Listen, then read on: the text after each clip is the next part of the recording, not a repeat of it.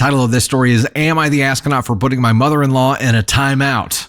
Hey! If this is like an actual put your nose in the corner timeout, I'm gonna love it. I'm just gonna love it. I, 33 female, my husband, 36 male, and our 3-year-old son were invited to my husband's side of the family yearly end of summer BBQ. This year was the turn of my 63-year-old mother-in-law to host. So I'm not going to sugarcoat it. My relationship with my mother-in-law has always been a little strained. We are just very different people with different ideas and beliefs. For example, our main disagreement has been about me working as a mother. I'm a senior ER pediatric nurse. She has always stated that women should give up work as soon as they are pregnant and not return to work until all children are of adult age. It's fine for her to have that belief herself, but to push it on you is a completely different story. She has told me that I am a part-time mother because I work 3 days a week. I disagree with her. Firstly, I have no judgment if a parent, mother or father, wants to be a stay-at-home parent, but it's not something I want for me as I have worked hard for my career. Secondly, even if I did want to be a stay-at-home parent, I wouldn't be able to afford it. This disagreement popped up when she invited us to the BBQ, as I told her I was meant to be working on the date she selected, but would try to get a swap. She said I should prioritize family like a good woman. I was annoyed at her comment, but didn't reply. I managed to swap the shift and attend the barbecue. However, I will hold my hands up and say I was a little fake towards her when I arrived. There were around 20 people at the barbecue in mother-in-law's garden. I was talking to my husband, brother-in-law, and his wife by the grill while their 2 sons played with my son. Mother-in-law called to my son that she had put the potato salad out because for some reason he is obsessed with potato salad at the moment. He screamed yay and started to run to the table. When she shouted, I had looked up at him and then watched him trip over his feet and fall into a fancy china plant pot which shattered under him. He cried and I went to go get him and pick him up, but mother-in-law got to him first.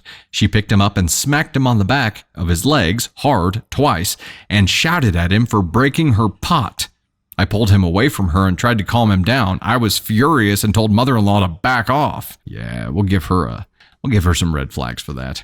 I personally don't smack my child and don't agree with it, and so does my husband. Mother-in-law is aware of this. When he is being naughty, my husband and I use the warning and then timeout method. 1 minute on the timeout step per minute of his age. Mother-in-law says that a timeout is weak parenting.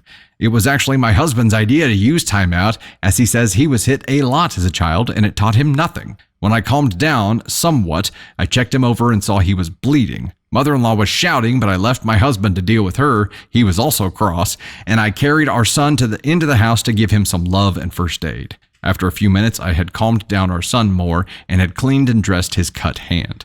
Husband and mother-in-law came into the kitchen. My husband told her to apologize, but she refused and stated that she had nothing to be sorry for. She was simply disciplining our son for us. What, for running to the food that you set out and then tripping? Yes. Should apologize for this accident. She stated that we are not around enough to have a solid discipline plan. I told her that we all witnessed him trip and fall. He didn't break the pot by being naughty. He fell and therefore didn't need to be punished. I was sorry her pot was broken and my husband said that he would buy her a new one. She disagreed with us and said he should be punished and not a useless timeout. I snapped. I told my mother-in-law that she was being horrible, assaulted my child, and was demanding an apology for an accident by a 3-year-old. I told her she had been given a chance to apologize and make amends with her grandson, but refused to do so. Therefore, I was putting her in a timeout. She will have no contact with her grandson for 1 day for each year of his age. This means no visits, no phone calls, no photos for 63 days. If she didn't stick to my rules and tried to contact him, her time would start again. With that, I took my son and sat in the car until my husband joined us and took us home. My husband agrees with me that his mother was out of line but felt 63 days was a long time, but agreed to support me and make a united front. However, other family members are telling me that I'm being ridiculous and selfish, that mother-in-law is old-fashioned, and I shouldn't keep her in our timeout for 63 days. I intend to keep it, but am I the astronaut? Houston, we have a problem. Here's the deal. She can be whatever kind of old-fashioned she wants to be. She does not get to force that on other people. And yes, you're at her home. It does not mean that she gets to pick up whatever kid she wants and start smacking them around. Her rules don't apply to your children. Now, if she is watching your kids for you, there has to be some kind of communication and understanding about, like, this is the discipline plan that we are agreeing on right now. But she just picking up this kid for having an accident that really she was the beginning of by telling him that the potato salad was out. So he started running that direction, tripped, fell, accident, picks him up and starts smacking him for it. That, you know what? Tell you what, Grandma, that's a way to foster a really healthy relationship with your 3-year-old grandchild, and also, you know, with your son and his wife. It's a really good way to foster a good relationship, and just tell them that they're shitty parents, and you know, it's not going to drive a wedge at all. Why won't my family talk to me? I don't know. What do you think, Grandma? This is not hard to figure out. This is just one of those scenarios where OP, I think it is ironically awesome. I think it is great the way that you're approaching this. You're like, oh yeah, timeouts don't work, huh? Let's see.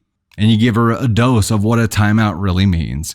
Now she's fighting against it. So wait, she's fighting against this timeout so hard because she thinks it's too harsh. Wait, timeouts aren't harsh at all and they mean nothing. They're ineffective, right? So if they're ineffective, she should really have to battle through this without speaking up at all, right? And also family members, same thing.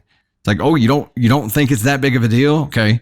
If she picked up your 3-year-old and started smacking the crap out of him for an accident, would you think that was a big deal then? I think she's earned every bit of this 63-day timeout, probably beyond then as well.